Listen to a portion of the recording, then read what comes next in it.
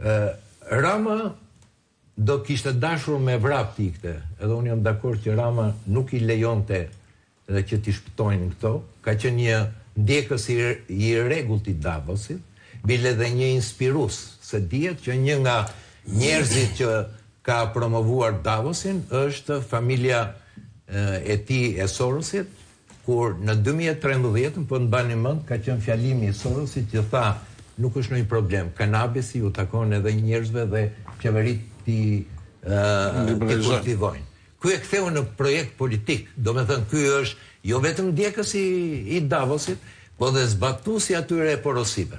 Por, nuk mendoj që Rama do të vinte në Davos, se do të takonte vllajën e tij, jo biologjik, Alex Sorosin.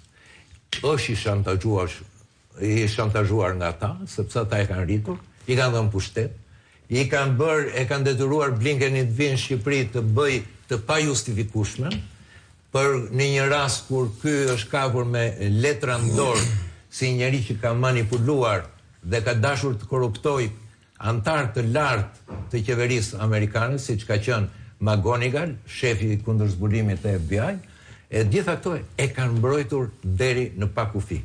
Ky sfidoi Shtetet Bashkuara të Amerikës, sfidoi presidentin amerikan, Trump, edhe nga karshëllëku që i bëri duke vazhduar miqësinë me Sorosin, duke treguar që në thonjza është njeri me karakter, duke dhënë intervista në Vogue interview edhe kështu me radhë. Pra, ne këtu shikojmë në radhë të parë në këtë lëvizje të Ramës, një njeri pa bosht, një kamaleon që ndryshon pozicionet e tij.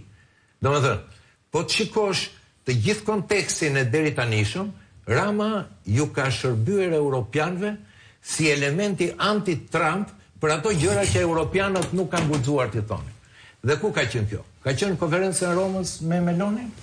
Bajti tha që zhduhen të tjerët jashtë Europës të vendosin se cilat janë kushtet për Ukrainën. Ky ishte sfida kryesore. U tall në Bruksel me presidentin Trump dhe tha që ky po të merr meritat Emanuel, tha. Ti ke bërë punën për zgjidhur konfliktin Armenia-Azerbajxhan, ky tjetri erdhi dhe i quan veten sikur është lider i madh. Tani, në një moment kërcen dhe bëhet promotor që ky është i pazëvendësueshëm në bordin e paqes. Ideja